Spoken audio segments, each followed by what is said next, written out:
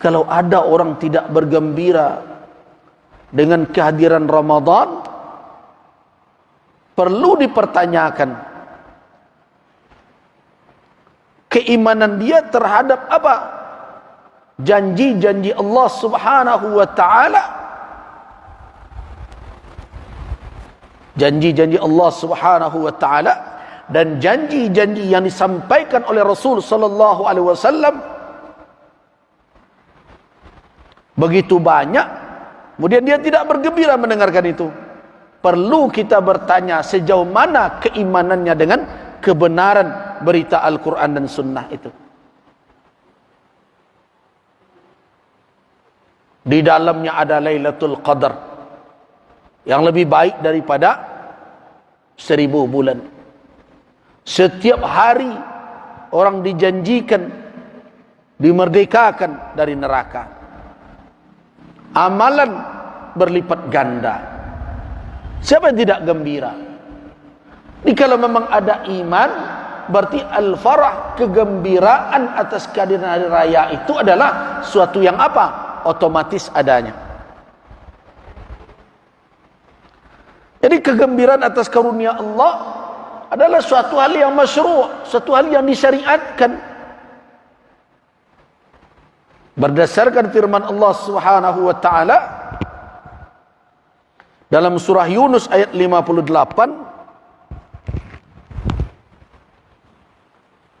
Qul bifadlillahi wa birahmatihi fabidzalika falyafrahu huwa khairum mimma yajma'un.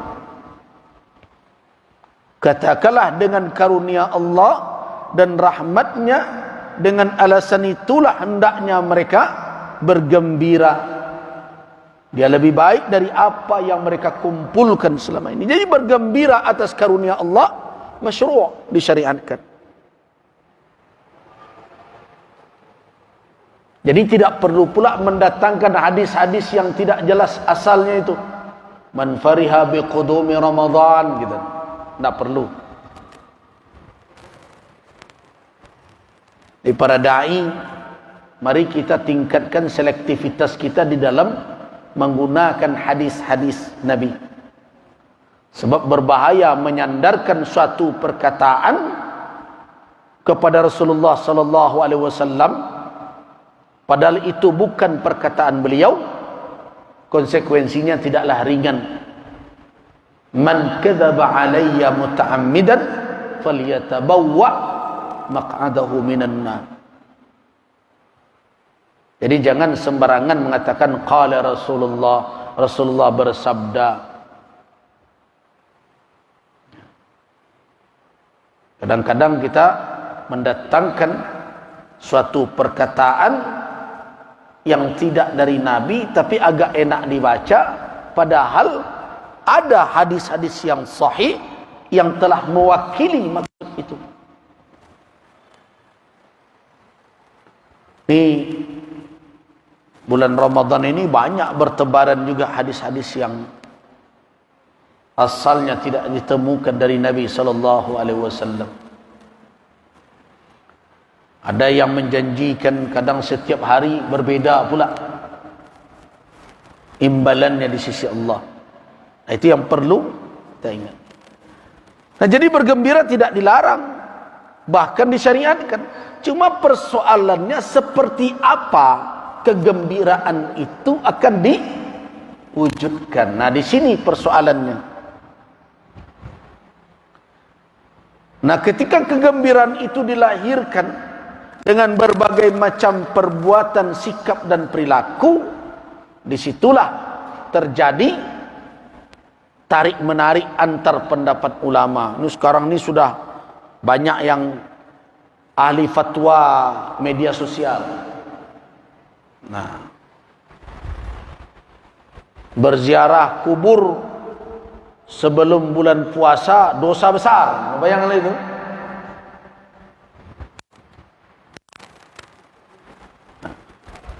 Apa memang begitu?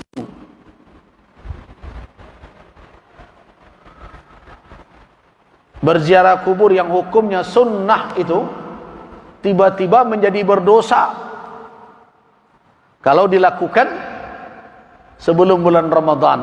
Apa alasan berdosanya? Itu yang perlu.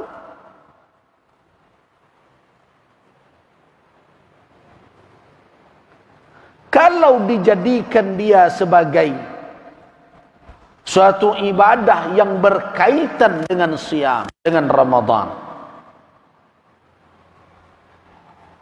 menjadi syarat keabsahan puasa, menjadi syarat kesempurnaan Ramadan. Kalau itu yang menjadi alasan, makanya ditempatkan sebelum Ramadan, iya, itu tidak ada dalil yang menunjukkan itu. Tapi kalau kesempatan itu terkadang orang libur, jadi harus dilihat. Karena ini ibadah boleh dilakukan kapan saja.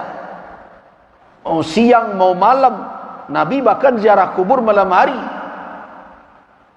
Awak kalau ke kuburan malam hari itu kencang lari pada bayi. Ini ibadah yang terbuka secara umum kapanpun. Tidak ada dalil yang melarangnya pada waktu tertentu, kecuali kalau ada dalil-dalil yang menunjukkan bahwa lebih baik dia ditinggalkan saat itu. Di antaranya yang ditunjukkan oleh ulama adalah ketika hari raya, dimakruhkan oleh sebagian ulama. Kalau tidak, selama dia tidak sangkutkan, tidak ada terkait dengan perkara seperti itu, kebetulan saja, karena mungkin sebelum Ramadan libur, yang pegawai libur, anak-anak sekolah libur, nah kapan pula? Ya kalau mereka mau bersihkan kuburan orang tua mereka dan berbagai macam, hanya dengan alasan itu, apa dalil bagi kita untuk menyatakan itu berdosa? Haram berarti. Jadi karena itu fatwa tidak bisa fatwa gelondongan namanya itu. Harus perlu tafsir, perincian. Ini, kalau ini faktornya, begini caranya, kaifiatnya, ini niatnya, baru ini hukumnya begini. Tapi di sisi lain bukan berarti semua tradisi juga bisa diamini. Coba lihat tradisi Balimau. Ada pula yang mau mencoba-coba mengkait-kaitkan dengan mandi taubat dan berbagai macam. Jauh. Sudah berulang kali kita ingatkan bahwa tidak ada petunjuk di dalam Al-Quran dan Sunnah secara khusus untuk menyambut Ramadan itu harus balimau, dalam pengertian balimau menurut tradisi kita. Bukan berarti mandi ya. So, balimau itu lebih dari sekedar mandi. Jadi salah satu kelemahan ketika meletakkan hukum adalah ketika qadiyah, ketika kasus yang difatwakan itu tidak didudukkan perkaranya terlebih dahulu. Itu masalahnya.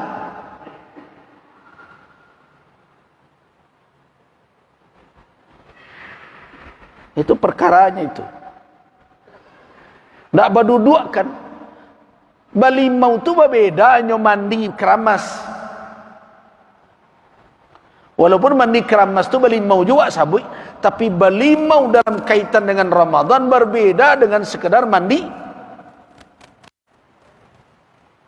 Kenapa? Karena ada melekat di situ bahwa dia tidak dilakukan begitu saja di rumah, tapi di tempat pemandian dengan mempergunakan alat-alat tertentu. Kalau pewak ke pasar tu murah, saya minta palimau saya, lalu selesai itu. Limau itu, bunga itu. Nah, itu yang diingatkan oleh ulama di ranah Minang, di Sumatera Barat, buat tradisi yang tidak berakar dari syariat Islam. Tidak berakar sama sekali dari syariat Islam. Tidak perlu pula dikiaskan. Oh ya, kita kan mau tarawih. Ya samalah dengan mandi sebelum Id. Sama dengan mandi sebelum pergi Jumat. Itu kias kemana itu yang seperti itu? Kalau kiasnya ke sana, tidak perlu ke Singkarak untuk mandi. Tidak perlu ke Batang Tabi. Tidak perlu ke Lubuk Minturun. Ku aneh lo, ada nombor 5 ke Puncak Lawang, berajauhnya air ke bawah tu. Nah,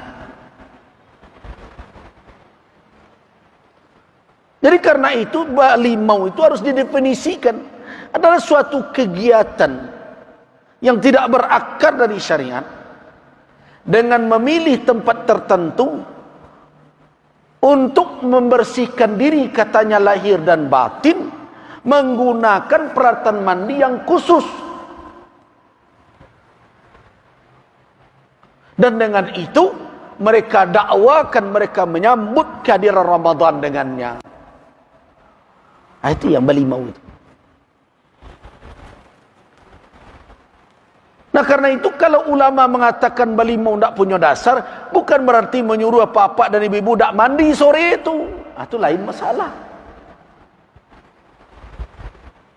Kadang fatwa kalau dipleset-plesetkan. Bau keringik seorang tarawih pertama tu ditanya, "Wah kok lain lo bau saji kau gara-gara fatwa buya orang tak boleh mandi sebelum apa?" Nah, itu makasihnya tu. Nah, jadi meletakkan hukum dimulai dari apa? Mendeskripsikan hukum masalah. Itu namanya tasawur namanya tu. Kalau salah dalam perkara itu, salah nanti meletakkan hukum.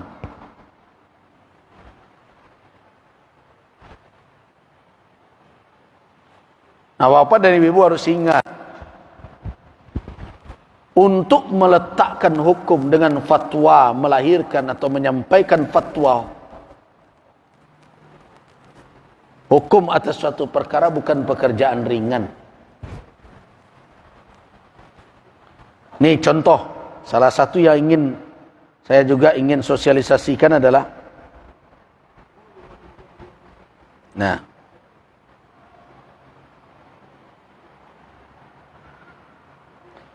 contoh ini, perubahan jadwal salat subuh yang disarankan oleh MUI Sumatera Barat karena banyak pertanyaan.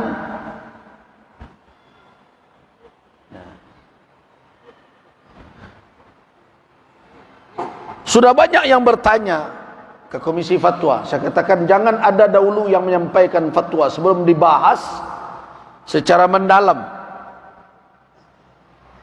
dan menghadirkan orang yang memang konsentrasi melakukan penelitian. Ada yang bertanya, "Buya nggak bisa menjawab?" Iyo,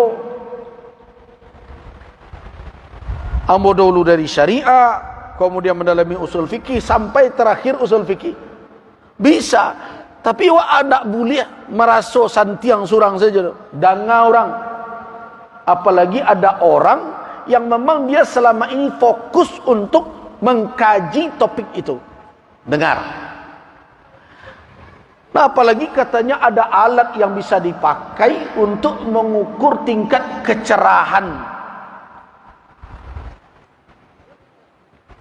langit itu. Kecerahan cahaya dari gelap cahaya, ada ukuran, ada alat yang disebut dengan skymeter itu. Nah, makanya saya katakan jangan ada yang mengeluarkan fatwa dari MUI sebelum melakukan ijtima' Komisi Fatwa. Itu nan latih awak malayan cik fatwa makumpu 2 hari. Ada orang yang berceramah sejam 10 fatwa keluar. Coba yang lain. Pacaronya tu. Jadi tak agak warak awak kalau lah urusan fatwa. Ambo tersua demo ada orang yang bertanya, Buya ternyata salah Assalamualaikum menurut Ustaz Kondang. Nah itu kan niat untuk solat witir Ramadan itu ternyata salah Assalamualaikum. Mestinya kalau solat 2-1-2 tu niatnya syafa', ndak witir dah. Nah witir tu ganji. Tak mau kecian. Aduh. Jadi keraja kami ko mengamihkan saja tarawih.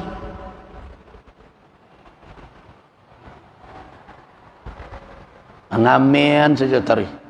Sudah susun kamen. Tak ada orang yang mengecen salah dah. Boleh orang meniakkan di dalam hatinya minal witr. Walaupun dan dua tu tak witir namanya syafa'. Lain tahu arti syafa'. Syafa' tu gano artinya. Dan witir ganji. Tapi kalau dikatakan orang minal witr, itu nan dia jadi ulama tu. Tak ada masalah.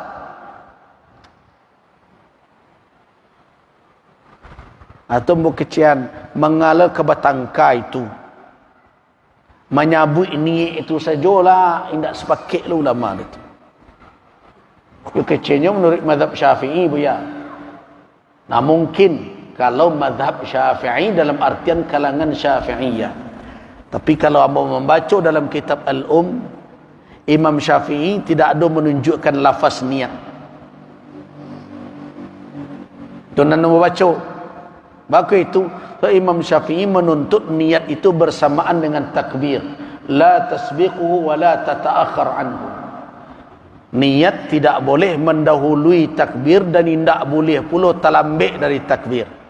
Berarti niat bersamaan dengan takbir. Coba beraja lagak 3 hari membaca takbir sambil membaca usalli.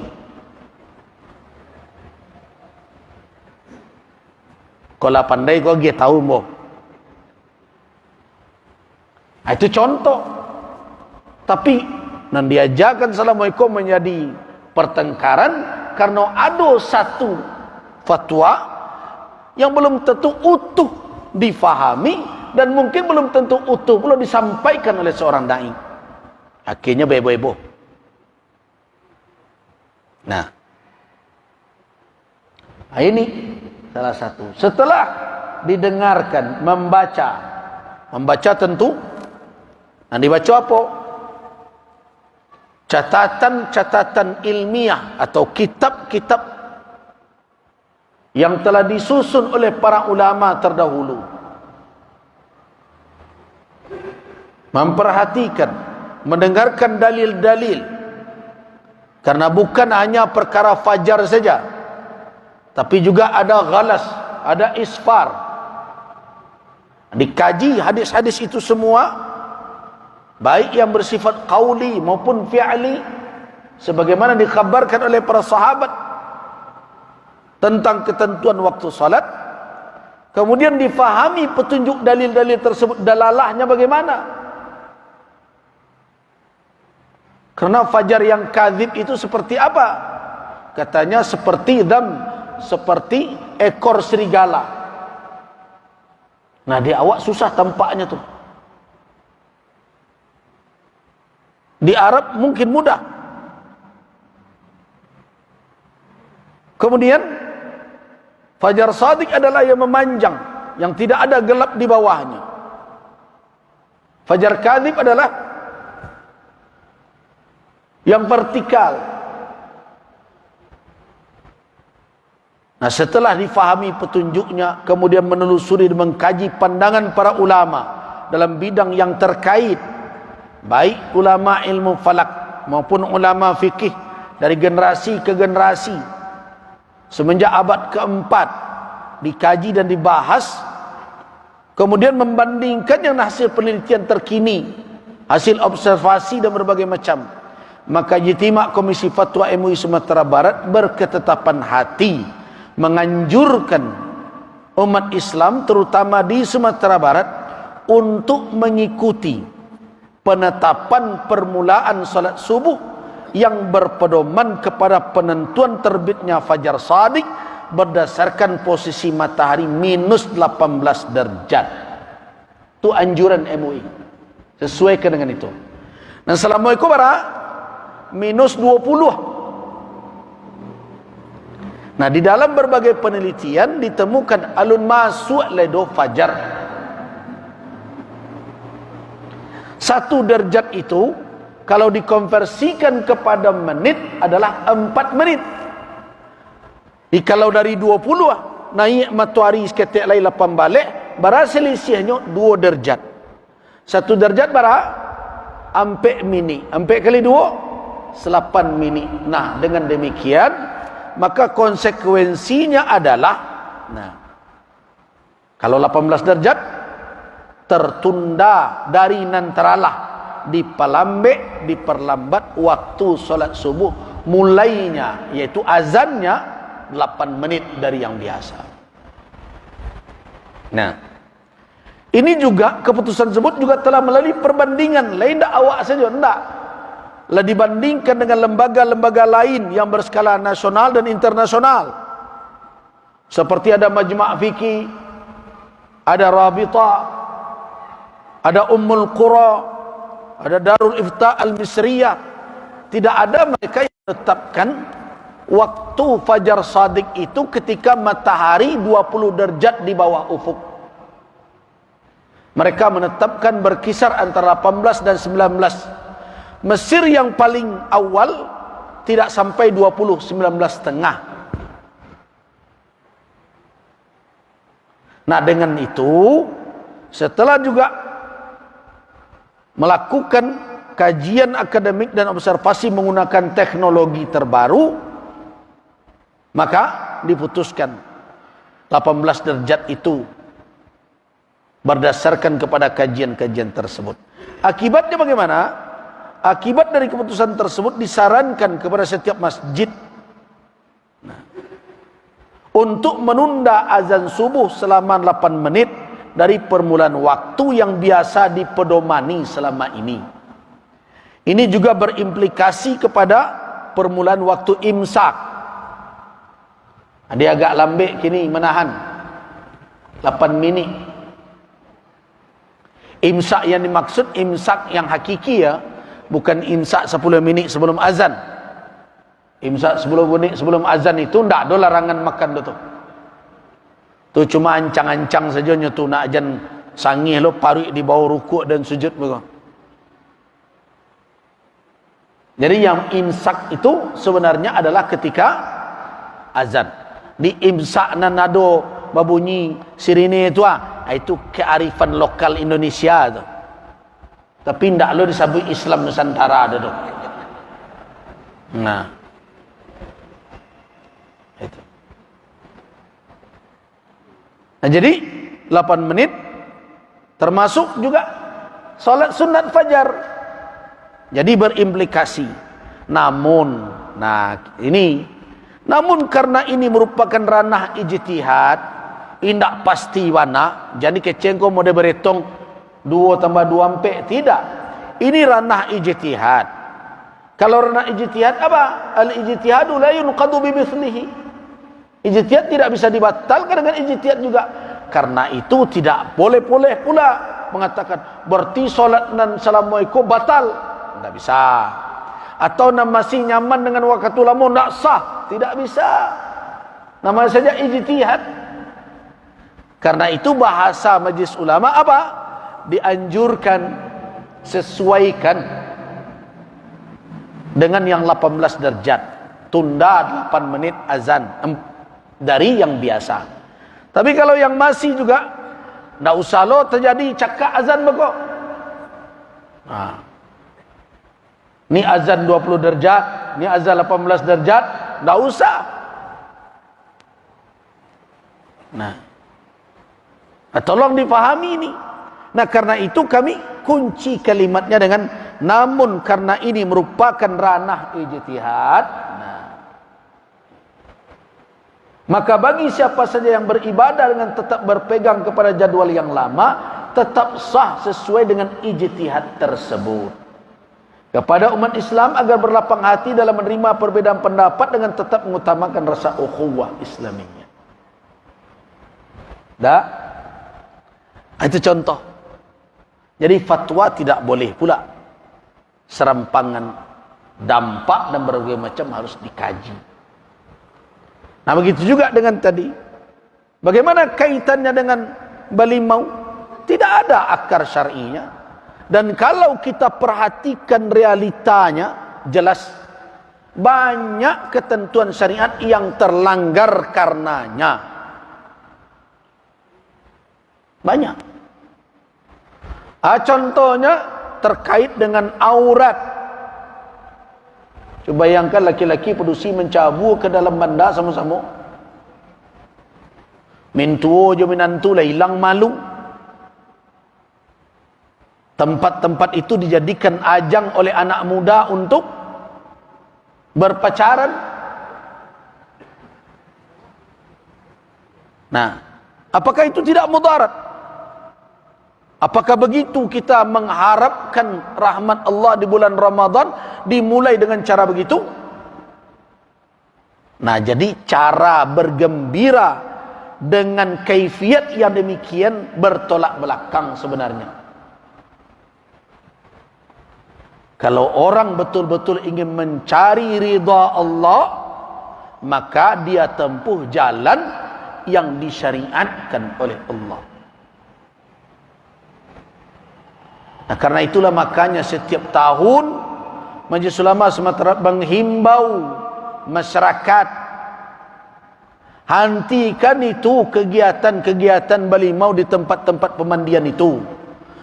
Kok mandi saja di rumah surang-surang, sebagaimana mandi untuk bersih selama ini, bukan untuk taharah tetapi nazafah.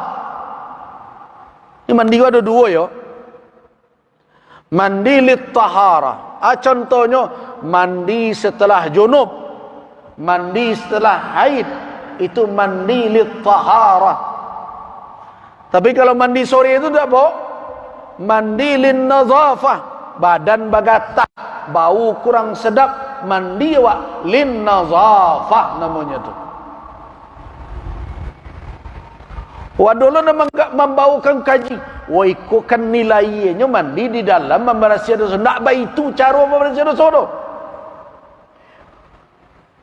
Kalau laki-laki pedusi lah mencabur ke dalam banda, baju dan walaupun berjilbab lah ketat, tampak indah dosa dan berasi bertambah jadinya. Itu makanya hentikan itu. Nah, jangan sampai hal seperti itu dimanfaatkan oleh anak-anak muda berbuat yang tidak benar. Nah, pemerintah dihimbau jadi label itu jo pariwisata. Jadi kalau kamu membuat pariwisata, jangan label dan beri legalitas. Jadi legalkan hal-hal yang tidak sesuai jo syarak. Tapi awak ABSSBK. Kalau tidak namanya awak gadang otak namanya tu. Hentikan itu. Nah, terus bagaimana kita menyambut Ramadan? Nah, menyambut Ramadan yang pertama adalah dengan iman kita. Maknanya iman, menyambut dengan iman, yaitu perkokoh keimanan kita sebelum Ramadan tiba, supaya utuh keyakinan kita dan penuh harapan kita terhadap janji-janji Allah dan janji-janji yang disampaikan oleh Rasul sallallahu alaihi wasallam. Itu butuh iman. Itu makanya di dalam hadis, di dalam Al-Qur'an, ya ayyuhalladzina amanu. Ada jamaah yang bertanya, saya melihat jamaah itu cerdas. Apa kata dia? Buya tanya cik, tu syarat awak berpuasa kau kan Islam tak Buya? Iyo. Kama saya kena cari kitab fikih. Syarat wajib puasa apa? Islam. Tapi memang kok di dalam surah Al-Baqarah 183 tu awalnya bukan ya ayyuhalladzina aslamu, tapi ya ayyuhalladzina amanu kutiba alaikumusiyam.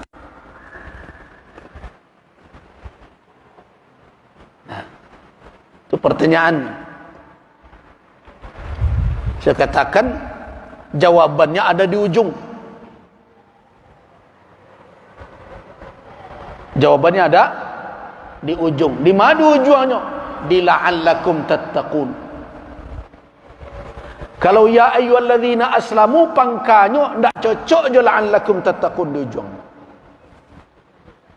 Karena untuk mencapai takwa, puasa tidak bisa dilakukan dengan sebatas Islam. Untuk mencapai ketakwaan, puasa harus ditegakkan di atas landasan iman.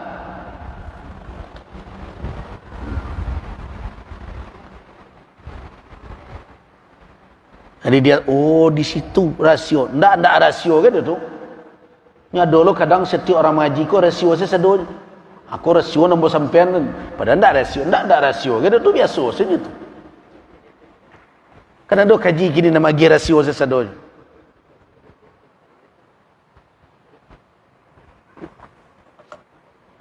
Jadi jawabannya, oh itu rasionya bu, ndak ada rasio tu murah. Cari tak ada rasio tu. Tak ada kaji agama kan ada rasio tu. Nah, sederhana. Ya ayyuhalladzina amanu kutiba alaikumus shiyam kama kutiba alal ladzina min qablikum la'allakum tattaqun. Syarat berpuasa tu Islam. Tapi bahkan kok disiko diimbau ya ayyuhalladzina amanu bukan ya ayyuhalladzina aslamu. Dek karena ujungnya la'allakum tattaqun. Takwa tak bisa dengan modal Islam semata.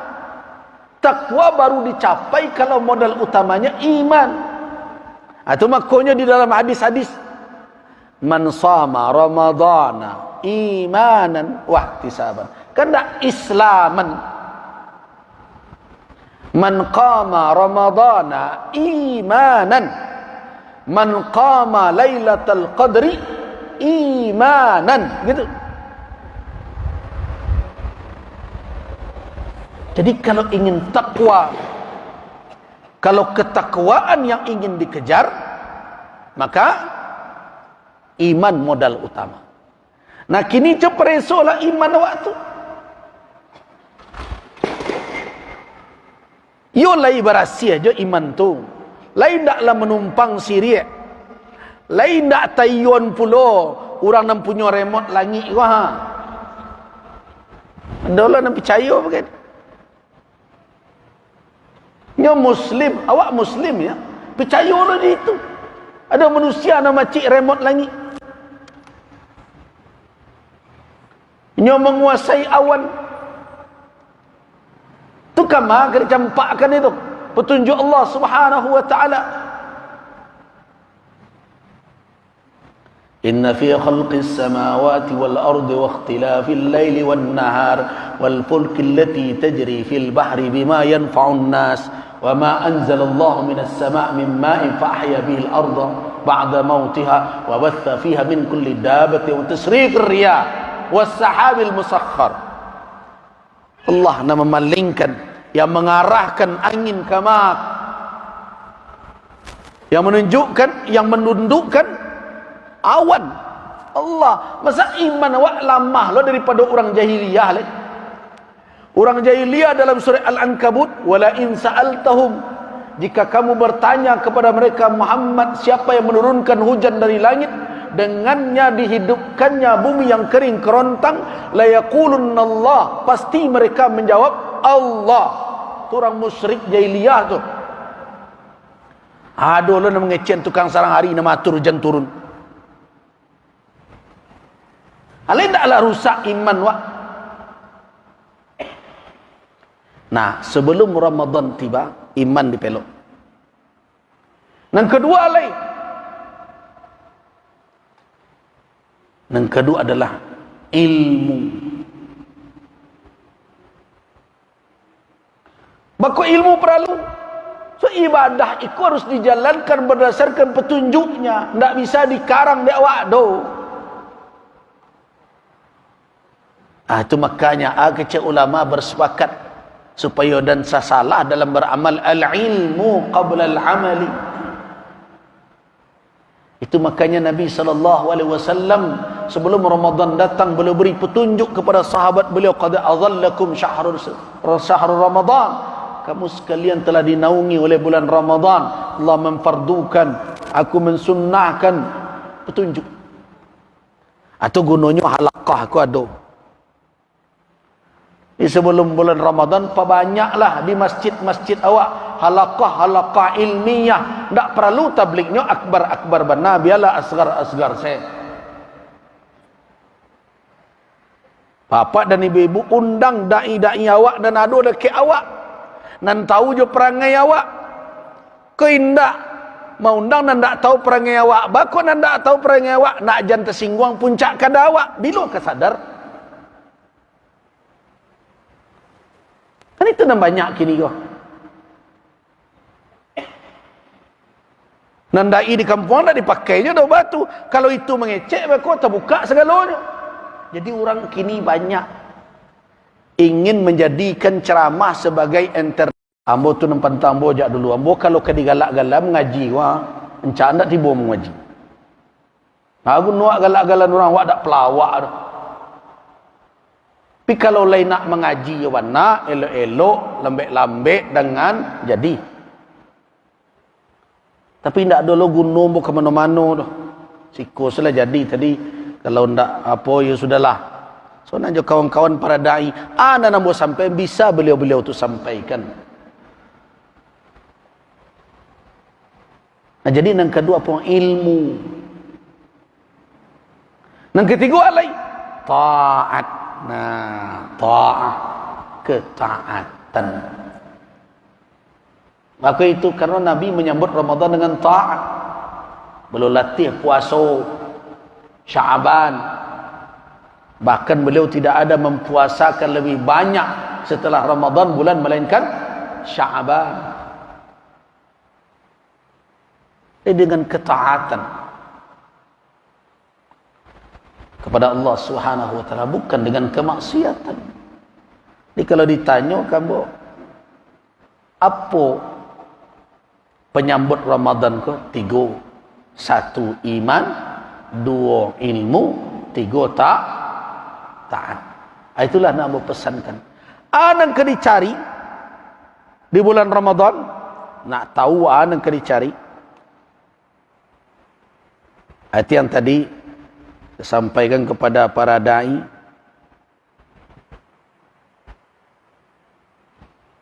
Nah, nih ada 3 dari ayat Al-Quranul Karim, 183, 185, 186. Yang pertama takwa, yang kedua syukur, yang ketiga ar-rusd. Ayat 183 bunyinya, ujungnya la'allakum tattaqun. Nah, ayat 185 bunyinya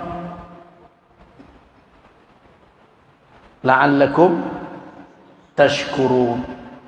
Syahrul Ramadan alladhi unzila fihi al-Qur'an hudan lin-nasi wa bayyinatin minal huda wal furqan faman shahida minkum ash-shahra falyasum. ومن كان مريضا وعلى سفر عدة من أيام أخر يريد الله بكم اليسر ولا يريد بكم العسر ولتكملوا العدة وتكبروا الله على ما هداكم ولعلكم تشكرون. Tashkurun dari syukur. Kemudian dikunci oleh Allah terakhir dengan kalimat wa idza sa'alaka ibadi anni fa inni qarib ujibu da'watad da'i idza da'ani falyastajibu li wal yu'minu bi la'allahum yarshudun. Nah, ini takwa, syukur, rusd. 3. Nah, anan takwa, apa nan syukur, apa nan rusd. Takwa adalah al-quwwah al-qalbiyyah al-munbathiqah min al-iman as-sadiq wal-ilm al-yaqini wal-khashyah al-haqiqiyyah allati tukawwinu lil-insani duf'atan. Jadi duf'atan lit-ta'ati wa wiqayatan 'anil wuqu'i minal wuqu'i fil ma'asi zahiran wa batinan fis sirri wal alaniyah. Dikatakan takwa apa? Adalah kekuatan hati yang muncul dari keimanan yang benar, ilmu yang yakin, dan ketakutan yang hakiki, yang membentuk pada diri manusia dorongan kekuatan itu yang mendorong untuk apa? Untuk taat kepada Allah dan menjaga dia dari jatuh ke dalam perbuatan maksiat, baik zahir maupun batin, di dalam rahasia maupun di saat terang-terangan di depan orang. Itu takwa disiko. Nah, apa dan syukur? Kata Ibnu Qayyim, syukur berdiri di atas 5 tiang. Yang pertama, khudu'us syakir lil mashkur, tunduknya orang yang bersyukur kepada yang disyukuri. Yang kedua, i'tirafuhu bi ni'matihi, pengakuan dengan nikmatnya. Yang ketiga, wa thanahu alaihi biha, dan menyanjung yang memberi nikmat. Kemudian yang berikutnya adalah wa alla yasta'milaha, dan tidak mempergunakannya pada hal yang dibencinya. Jadi ada 5: tunduk kepada yang memberi, cinta kepada yang memberi, mengakui nikmatnya, menyanjung pemberiannya, dan yang terakhir tidak menggunakannya pada hal yang dibencinya. Itu tiang dari syukur. Nah, praktekkan dalam puasa. Yang terakhir ar-rusdu. Apa makna ar-rusdu? Ar-rusdu adalah al-ihtida' ilal khair wa husni tasarruf fil amri min dinin aw dunya. Yuqalu rasyida ay ihtada. Apa kata Imam Al-Harawi? Ar-rusdu war-rasyad al-huda wal istiqamah. Jadi ar-rusdu itu adalah hidayah dan istiqamah. Jadi orang kalau batu puasanya istiqamah sesudah puasa. Tapi yang banyak kini adalah orang dan tahu Tuhan hanya di bulan puasa saja. Nah, kalau tercapai ini, insya-Allah manusia akan kokoh berhadapan dengan tantangan. Bapak dan Ibu jamaah rahimakumullah, saya rasa cukup sampai di situ. Baranan tersampaian mudah-mudahan menjadi amal saleh. Dan mohon maaf karena harus segera kembali ke Bukit Tinggi. Kita cukupkanlah sampai di sini, dan selamat menyambut Ramadan. Dan saya berdoa kepada Allah Subhanahu wa taala, mudah-mudahan kita diberikan kesehatan, kekuatan untuk memanfaatkan Ramadan tahun ini guna meraih ridha Allah Subhanahu wa taala berupa ketakwaan, kesyukuran, dan kerusdian atau keistiqamahan dan hidayah darinya. Amin ya rabbal alamin. Dan jangan lupa berdoalah terus untuk negeri kita dan untuk umat, supaya umat Islam di negeri ini mendapatkan haknya yang wajar dan adil, terjauh hendaknya dari fitnah. Dan doakan juga para ulama kita yang senantiasa berusaha untuk mengingatkan kita dalam berbagai kesempatan. Mudah-mudahan dengan doa kita di bulan Ramadan itu, Allah Subhanahu wa taala memberikan kepada kaum muslimin di negeri ini dan di seluruh dunia pertolongan dan taufik darinya. Amin ya rabbal alamin. Banyak maaf, waffaqanallah wa iyyakum lima yuhibbuhu wa yarda. Wabillahi taufiq wal hidayah. Wassalamu alaikum warahmatullahi wabarakatuh.